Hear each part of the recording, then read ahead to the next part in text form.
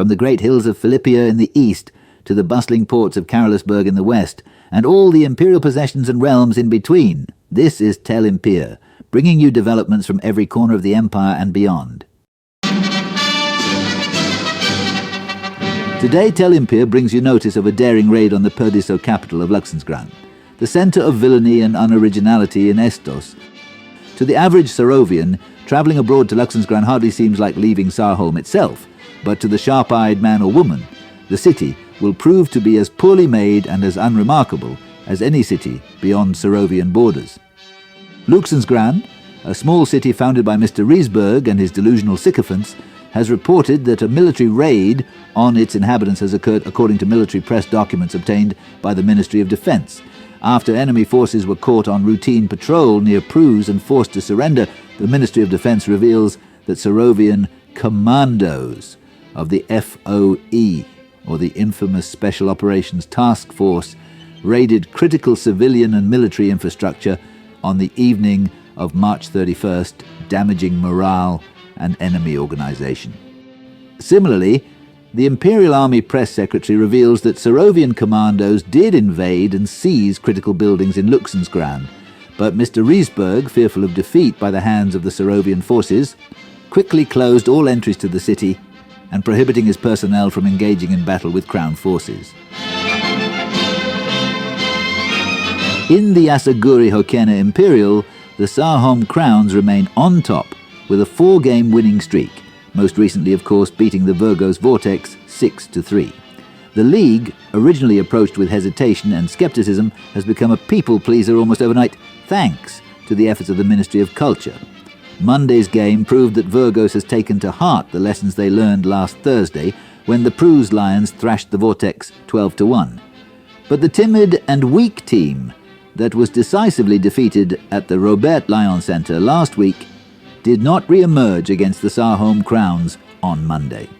The Vortex fought back firmly and with great grit and determination.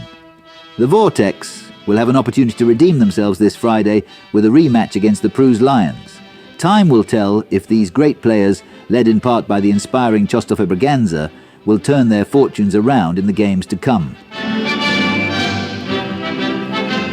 The docks of Saarholm were jammed-packed with crowds yesterday afternoon when a foreign warship sailed into port unexpectedly. Escorted by 2 frigates of His Imperial Majesty's Navy, the foreign ship, a representative of the previously unheard-of Republic of No.1, peacefully docked and unloaded a series of diplomats and tourists across Sarovia's most beautiful isles. Escorted to Leda Palace shortly thereafter, His Imperial Majesty the Emperor received the diplomats with great fanfare and promised further dialogue between His Imperial Majesty's government and the bold new nation.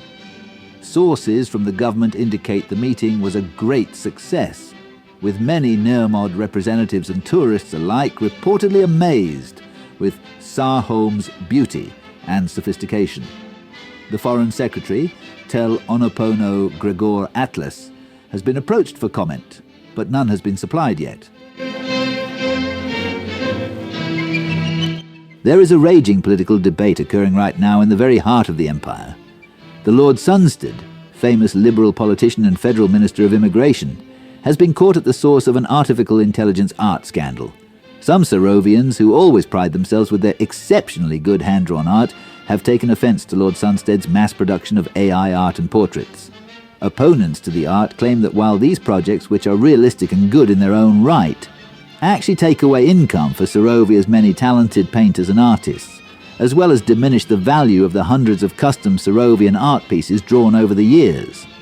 Political analysts suggest that the opinion is split equally between those who are fans of being able to utilize Sarovian AI portraits and those who seek the practice to be prohibited to protect the livelihood of many talented artists. Further debates are sure to continue. Lastly, TEL Onopono Primo Ministro, Sir Alboros Vasa, spoke today in front of reporters and journalists. The question on everybody's minds was the ongoing war against Mr. Riesberg and the perdizo menace. The Primo Ministro, when asked what his plans were to finally reduce the enemy to dust, replied, "Well, sirs, there is no question that we must destroy the enemy. Previous Serovian administrations have sought to simply dismiss Jacob and his bands of misfits from Graal, but this has been proven to no longer work. No, from now on, our government's aim is the total destruction of the perdizo ideology. We will no longer be satisfied simply with Mr. Riesberg's defeat. We will only be satisfied at his complete extermination. There is no such thing other than Serovian law, and Jacob will find that out quite soon if he has not already. Thank you. That is all for today at TEL IMPIR's weekly newsreels. Stay with us for future episodes as we cover all developments pertaining to the new Serovian Empire, her colonies and possessions, and all the realms and territories of Seito Maius Imperiale, Carolus XIII. Vira tel imperad. Vira tel impir. And to all still with us, Stefan save the Emperor and good night. This is Sebastone Tebello signing off.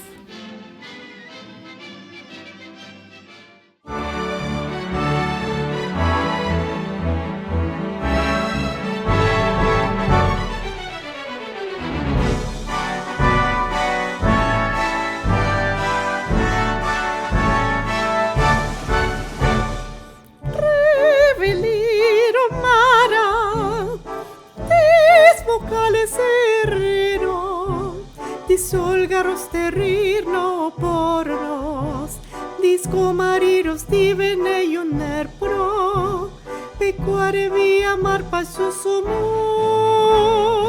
Oh, mar proteges, eso te rochoasi, ciude di paiso sabra le seposo, dismera feor merro de los comarir, disfiso lega por fami fornit. Amfanti,